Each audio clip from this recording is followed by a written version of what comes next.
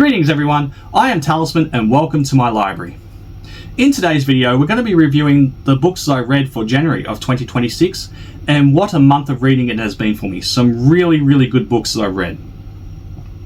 Last year I read 52 books, which is the most I've ever read for a year, and some may say that's on the lighter side, some will say that's pretty good. To me it's brilliant because it's the most I've ever read.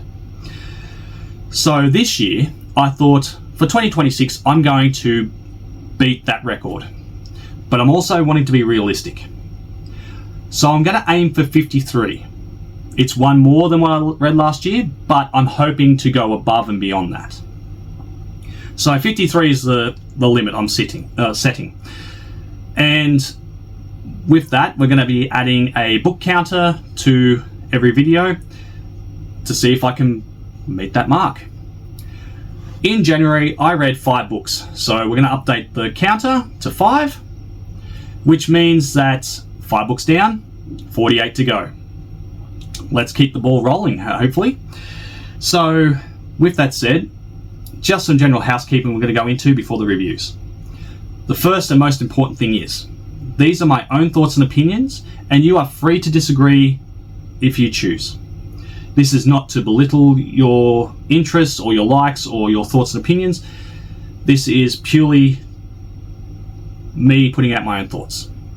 So if you disagree, I'm happy to hear them. I'm happy to listen to what you've got to say, as long as it's constructive and respectful, and I will do the same in return.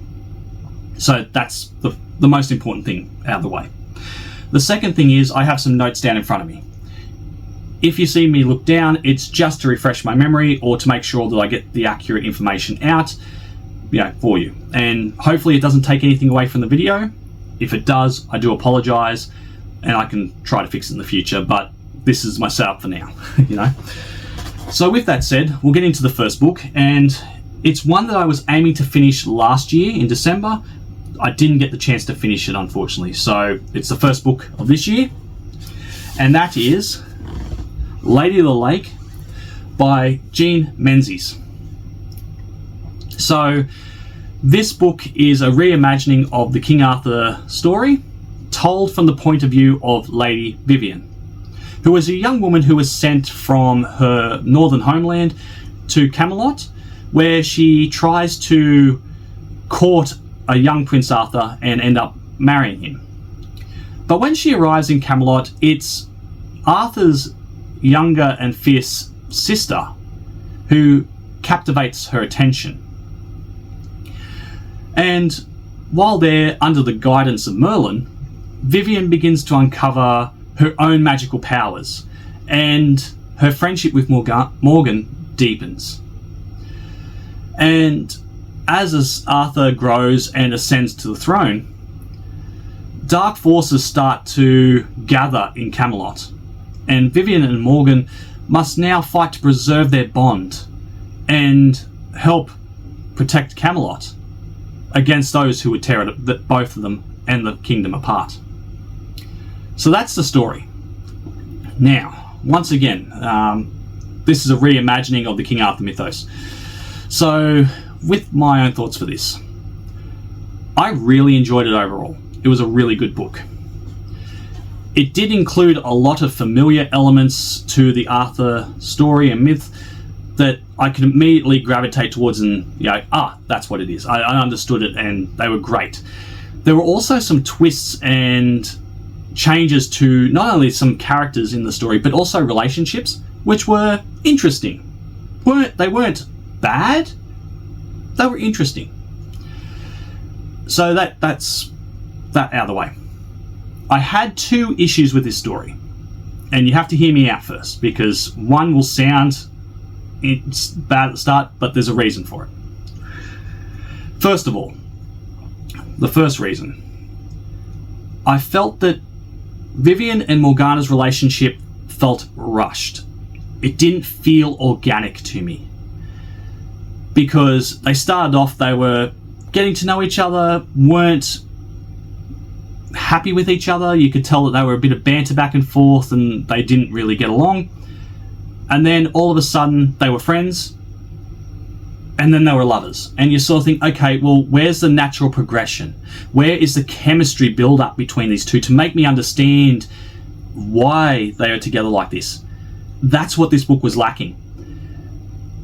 I didn't feel the organic chemistry between them. And because of that, I felt the relationship was rushed and just didn't feel organic. There was something lacking about it. And because of that, that was one of my issues with this book. The second issue I had was the Knights of the Round Table. They were mentioned 2 to 3 times throughout the story, and that's it. They had no bearing on the overall plot. And to me, when you think about the King Arthur mythos, I immediately think of the Sword and the Stone. I think of Excalibur. I think of the Lady of the Lake. I think of Merlin. I think of Arthur himself.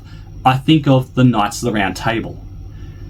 And that was lacking in the story. They didn't have the proper time and respect and attention that they needed to have. Everything else did, they didn't. And that was a lack to me. That was one of the second point I had against this book. But in saying that, it was still a really good read. I really enjoyed it. Now, there was some erotic moments, a bit more on the raunchier side at times in the story, but it didn't derail or consume the plot, which I felt was a really good thing. So, big tick there. Despite the flaws of the book, I really enjoyed it, and I think you will too, especially if you're a fan of the King Arthur myths, if you're a fan of fantasy stories, adventure stories, or if you're into romance, I would highly recommend that for you. It's a great book, and you probably will enjoy it too if you gave it a chance. So, that's the first book out of the way. Now, I'll just move down to the next one here, because the next book is a very popular book, and for a reason. And it's one that I was chasing for months and had trouble finding and getting a copy of. But I managed to do it. And that was Dungeon Crawler Carl by Matt Dinniman. And this book, it's a very interesting premise, so you have to bear with me. It's a dark comedy, high energy lit RPG story about a race of aliens that come to Earth and transform the world into a giant dungeon for entertainment. Survivors are forced to descend through an increasingly dangerous dungeon full of different levels, battling monsters, collecting loot, and trying to survive the whole thing. At the center of this is Carl, an average man armed with a stubborn resolve and a biting humour. And he's also travelling with his ex-girlfriend's pampered cat named Princess Donna. And together they face the dungeon's ruthless challenges while fighting to keep their humanity in a world that is threatening to treat them as nothing more than contestants in a game show. So that's the story. Now, I'll just get my thoughts up here so I can make sure I get everything out. But once again, this is a dark comedy, high energy lit RPG story, and it has a very strong Dungeons and Dragons feel to it, which to me captivated my attention straight away. And if you're a Dungeons and Dragons fan and you haven't read this, I would highly recommend you do. So, with that said, it has a lot of humour and charm and wit to it, and it's not what you expect, but it kind of is at the same time. It's really difficult to explain. Even though I've just told the synopsis, you have to read it to fully get the grasp of what it is. So, they were big ticks for me. Carl is very determined, he's stubborn, he's dry-humoured, but he's also resourceful and quick-witted and quick to adapt, which was really good, and he was an interesting character. Some of the situations he finds himself in are hilarious and enjoyable to read. There's some real quirky humour in it, which was really good. Princess Donut, though, she is Carl's, the yin to Carl's yang, basically. You know, that's what I'm trying to say. She's the opposite. She's funny, she's charming, she's almost completely unforgettable. She makes the story a lot better. And she brings a lot of lightheartedness to the story. She puts herself in situations and drags Carl along for the ride, which is just hilarious. And everything about the book and these characters is just really captivating. Now, on the flip side of that, this book does contain a lot of coarse language, a lot of drug references, sexual themes, fetishes as well. There's also some very in-your-face adult content, and that's basically all I can really say with that.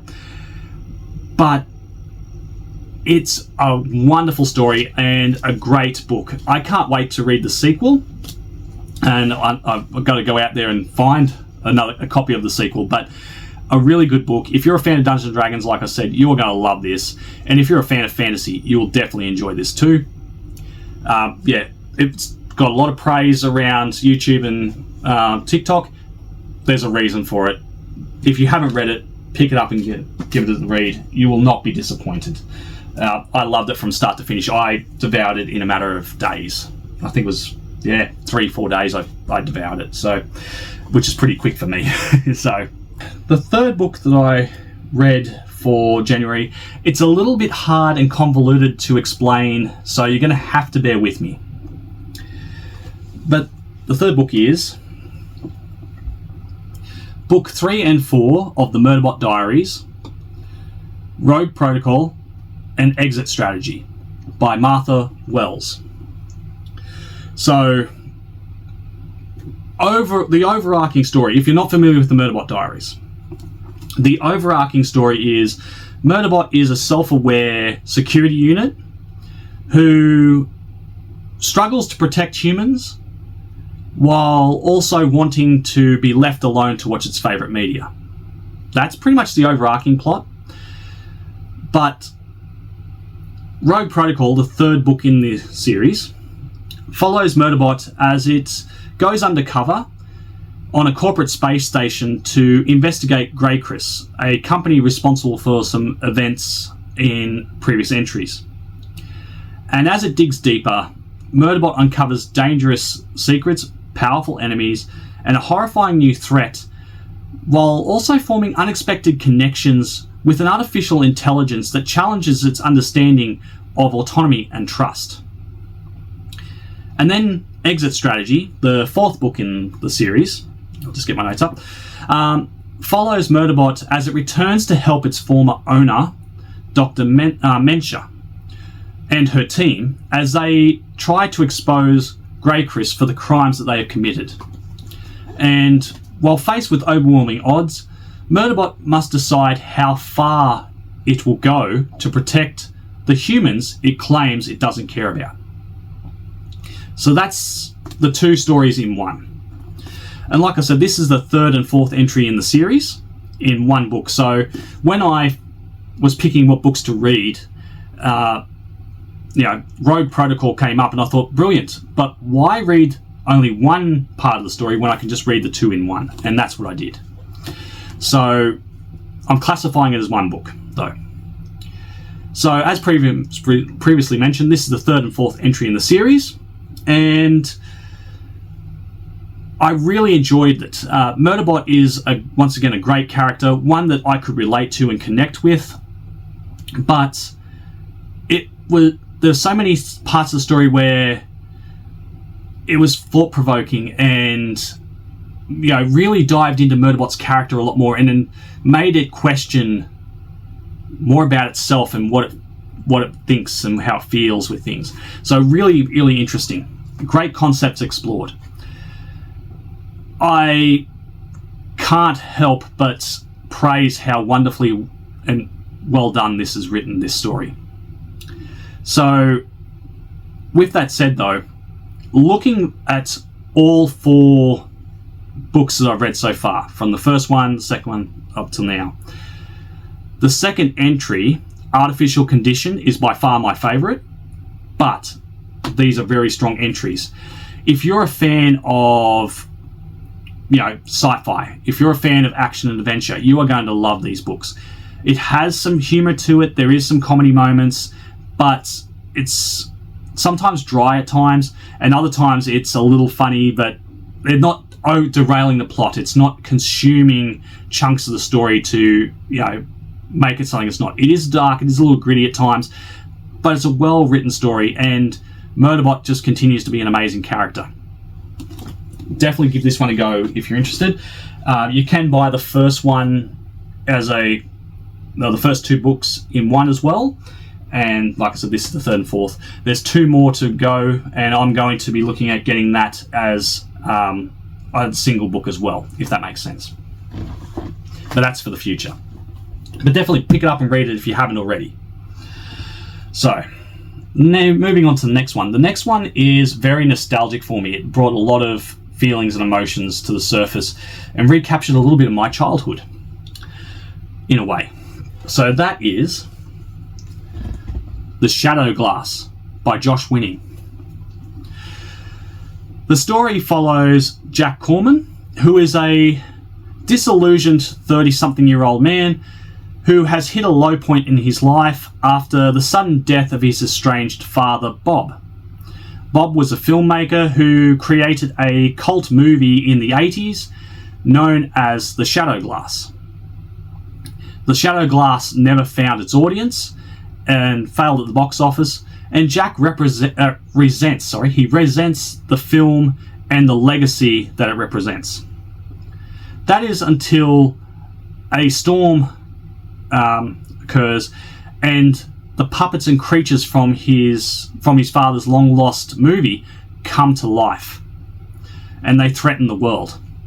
To stop them, Jack must confront the truth behind his father's creation and embrace real-world consequences and quests involving fans, the movie memorabilia, and also his father's fantastical world. To help him, Jack seeks the help of an enthusiastic fan and his studio executive cousin. And together they are on a race against time to save London and the world at large, while also trying to connect Jack with the past that he's trying to escape. So that's the premise. Now, The Shadow Glass is a very dark fantasy novel, and it captures a lot of 80s nostalgia. And if you're a fan of The Neverending Story, Labyrinth, or one of my favourites, The Dark Crystal, you will get a feel what this book is actually like. If you're a long-time fan of things like those movies or the 80s in general, you're going to love this book. It does really capture a lot of 80s nostalgia, which to me, growing up in the 80s and being an 80s fan, I love this about this book. There were so many concepts and feelings and emotions and connections and references that really hit hard in this book. And it's a wonderfully crafted story. Really well done. Throughout the book, I was constantly reminded of my childhood and different movies from that time period, different sounds and songs, and it was just really good to encapsulate that. Unfortunately, that's also a detriment to the book, because if you're not a fan of the 80s, if you didn't grow up in the 80s, if you don't like the 80s at all, or have any connection to it, you're never going to connect with this book the way that I did, for example. It's a detriment to it, and unfortunately that is a really strong thing. The connection with the movies and references of the book are not going to land with someone who was born in the 2000s or 2010s era. So once again, that works against it. There's also a lot of 80s tropes and concepts which are reused in this, which feels safe and familiar, but that can also be used as a detriment to this book as well. Because if you didn't grow up to it or didn't connect with the 80s, it's going to be lost on you, which is sad to see, but that's a detriment to the story. The world is rich, it's engaging, there's like I said, a lot of concepts and elements that I could really connect with and identify and resonate with. But also, there was all times where creatures and different things were introduced, and they were lost because they weren't properly explained or built up or understood. So that was also working against this book at times.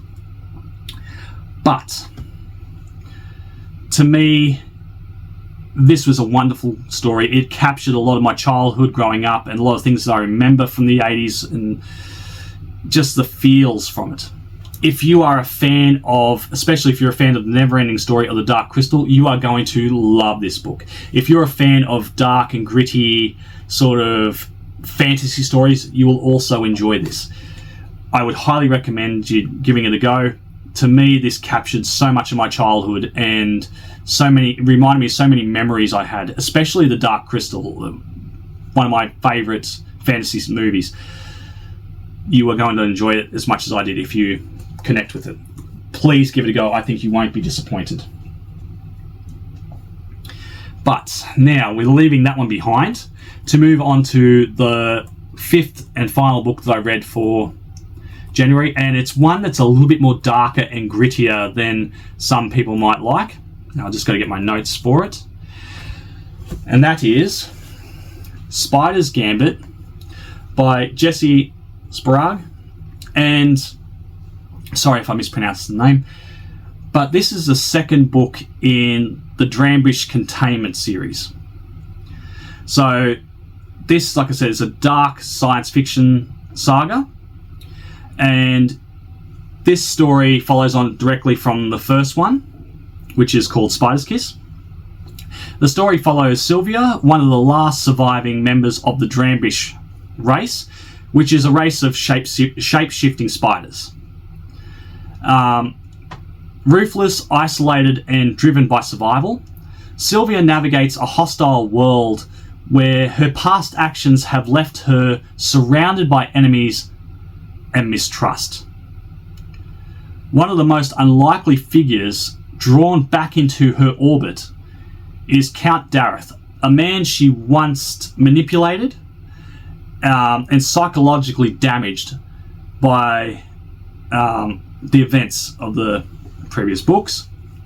And now Dareth is forced into an uneasy alliance with Sylvia.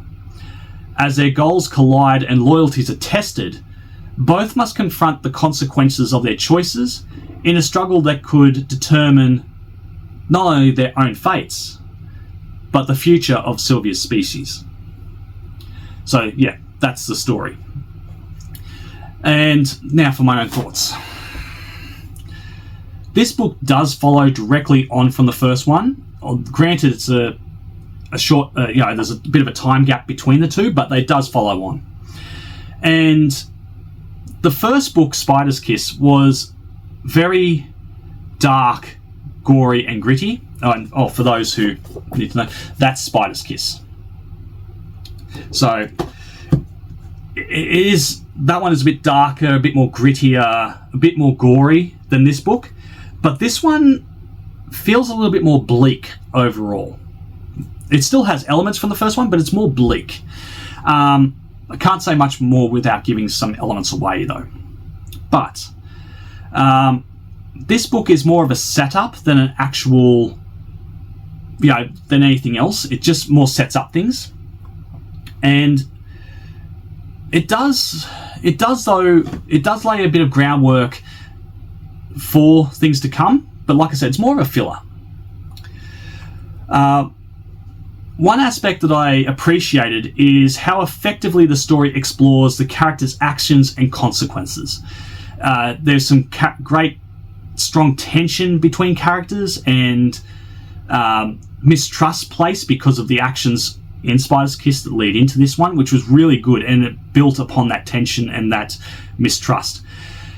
There's clear defining consequences and that throughout the book, but there's no real justice. There's no real resolution with some things in the book, which was a bit disheartening because it sort of left, like I said, it made it more bleak. It made it more unresolved, and you're sort of left with this hope that things work out, but also you sort of know that it's not going to, and it just felt really, it drained a little bit. That was the hardest part about it. It was draining of how bleak it was, because there was no resolution, there's no justice in it. I also found myself really coming to, I don't know, difficult conclusions when it came to Sylvia and Dareth's relationship.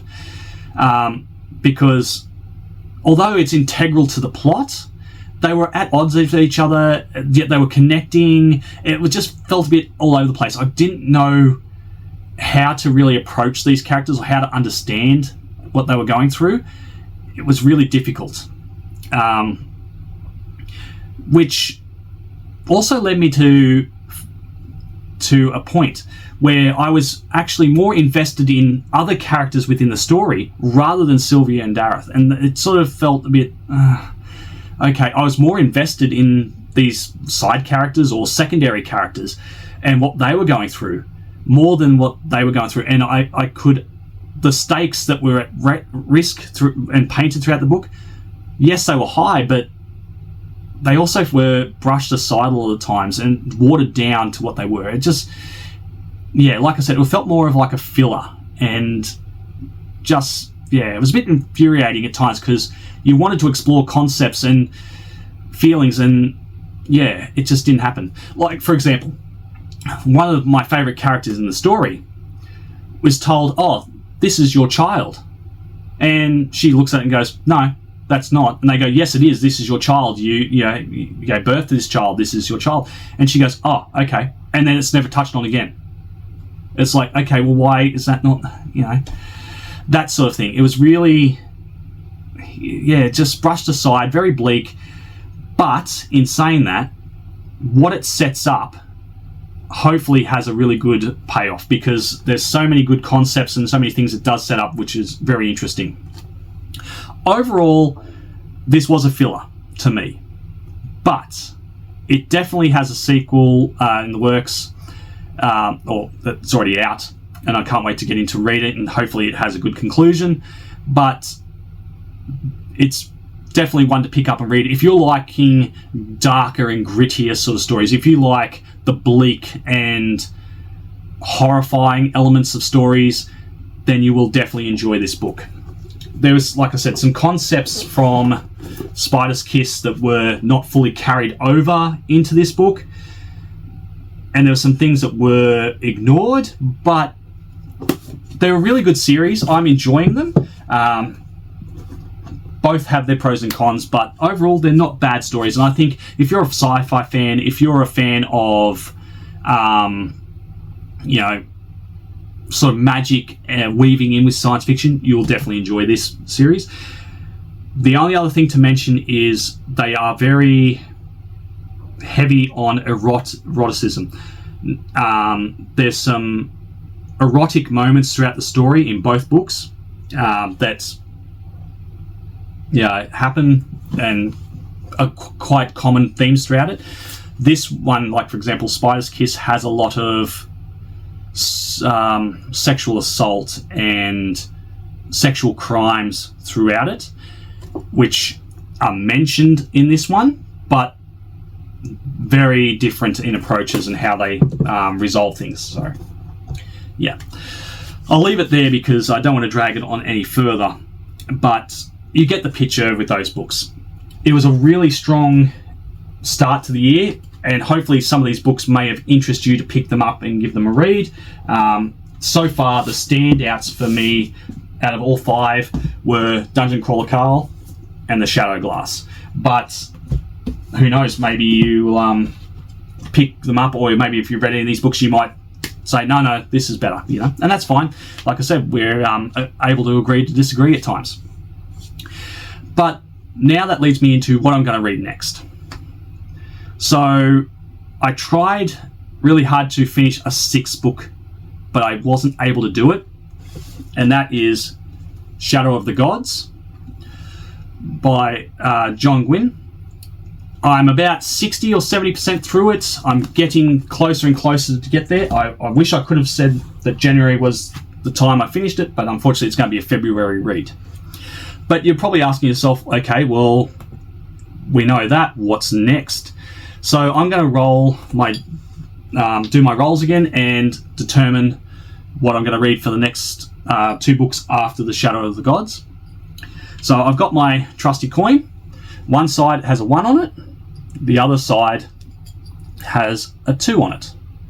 So the reason why I'm going to flip this coin is because I have 40 books on my TBR pile, or to be read, if just to clarify. So 40 books in total, and I thought, well, I've got 2 D20s with me. Flip a coin. If it lands on a 1, that's 1 die. If I land on a 2, I roll both dice. And then from that, I will look down my list and determine what I'm going to read. So with that said, let's flip the coin. 2 die. All right. So let's see what it is.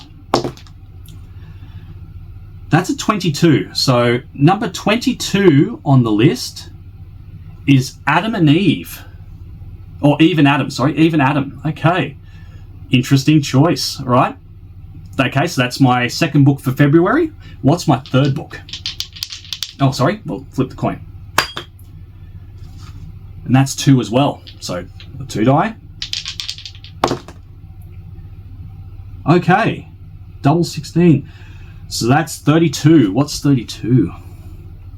The Fossil Hunter. All right. So, after Shadow of the Gods, I've got Eve and Adam, and then The Fossil Hunter. Rightio? Excellent. So, if I can finish those 3, I'm going to aim for 2 more, but you'll find out what they are in the next video. If you've lasted this long, thank you very much for tuning in. Hopefully some of these books have interested you, and I'm sorry if I'm a bit ranty with some of them. I do apologise. I will try to work on that. But if you did like any of the books here, I'd love to hear what you've got to say. If you've read them, once again, I'd love to hear what you've got to say as well. But thank you very much for tuning into this video today. And yeah, please like, comment, subscribe. Tell me what you think. And hope to see you in the next video.